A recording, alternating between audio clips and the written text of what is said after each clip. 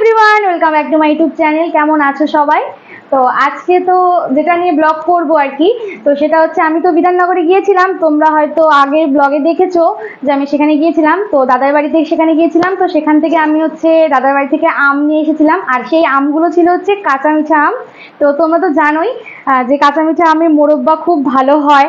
তো আমিও তাই মনে করেছি যে আমি কাঁচা মিঠা আমের মোরব্বা বানাবো। তো চলো, আমগুলো আমি এখন কাটবো, কেটে তারপরে মোরব্বা আম বানাবো, তোমাদেরকে দেখাবো সেটা। তো তোমরা কিন্তু পুরো ভিডিওটা দেখতে থাকো, ঠিক আছে? চলো।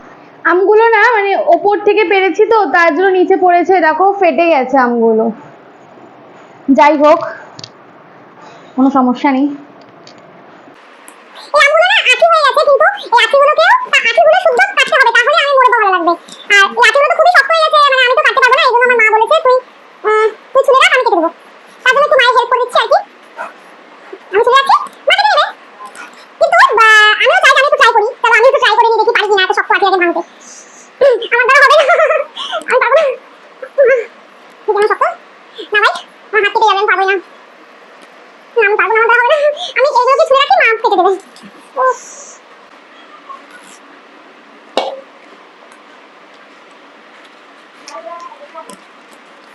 সেই সেই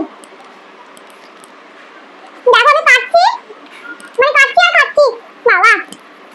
তাহলে লোকসান তো পাচ্ছি না, আমি তো কাঁচা মিঠা আম।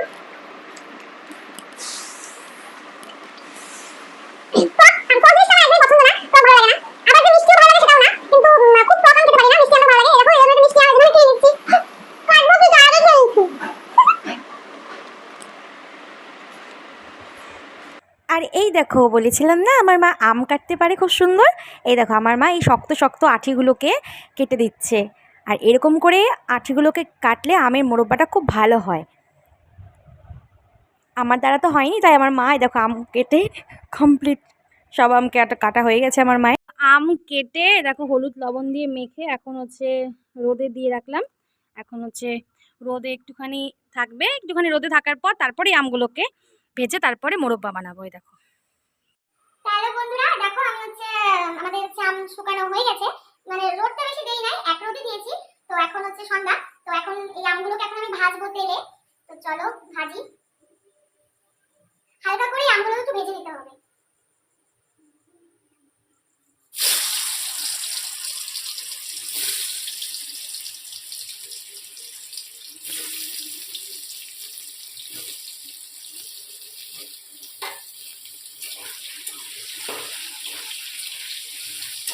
বেশি না, অল্প অল্প করে দিয়ে, মানে যেন প্রতিটা আমি তেলের মধ্যে থাকে। তো অল্প অল্প করে দিয়ে প্রতিটা আমি একটু ভেজে নিতে হবে।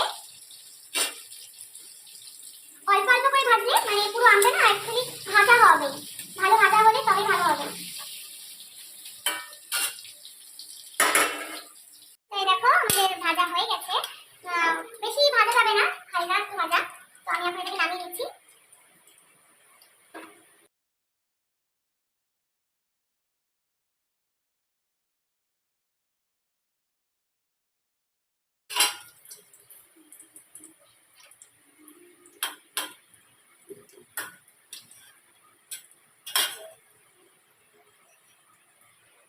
তোমরা কি কেউ আমের মোরব্বা খাবে? তো চলে এসো আমার বাড়িতে, আমার বাড়িতে এসে আমের মোরব্বা খেয়ে যাও। আর এই দেখো, এই তেলের মধ্যে এখন হচ্ছে আমি এই সরষা ছেড়ে দিচ্ছি। এই মা এটা কোথায় আনলি? হয়ে গেছে। আর এই দেখো এখন হচ্ছে জল দিব।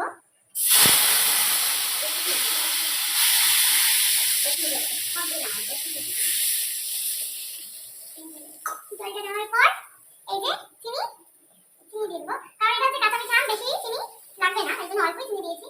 বেশি মিষ্টি ভালো লাগে না, যতটুকু মতো আর কি, মিডিয়াম মতো চিনি দিয়েছি।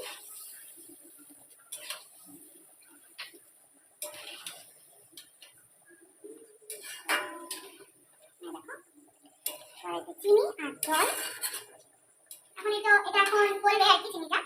চলো গলুক ততক্ষণ থেকে। এখন কি করবে, চাল শুদ্ধ ছেড়ে দেবো।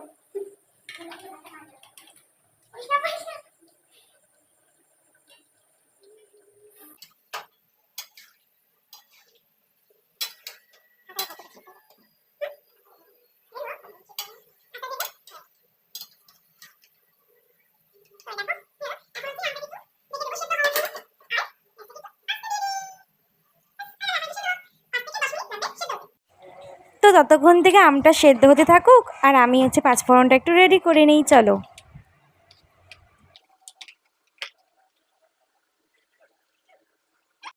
তো এখন হচ্ছে আমি এই পাঁচফোড়নটা একটু উঠে নেব। পাঁচফোড়নটাকে একটু উঠে নেব।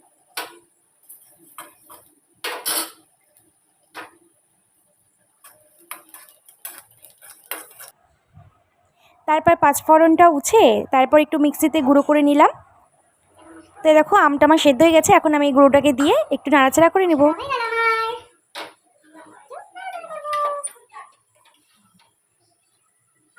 চলো আমার আচার করা কমপ্লিট। আচার না, আমার মোরব্বা।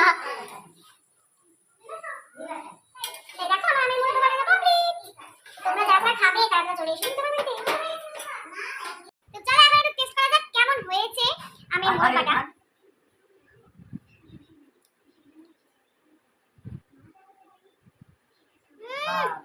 সেই সেই দারুণ হয়েছে, দারুণ।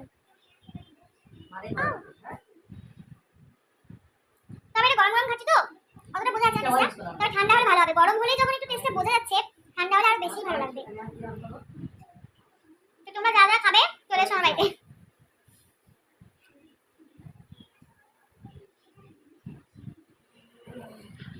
খুব সুন্দর হয়েছে কিন্তু। তোমরা যা যা খাবে চলে এসো আমার বাড়িতে। চলো আমি ততক্ষণ থেকে খেতে থাকি। তো ততক্ষণ থেকে আমি খেতে থাকি। চুপ করে রে। তো ততক্ষণ থেকে আমি খেতে থাকি আর তোমরা চ্যানেলটি সাবস্ক্রাইব করো।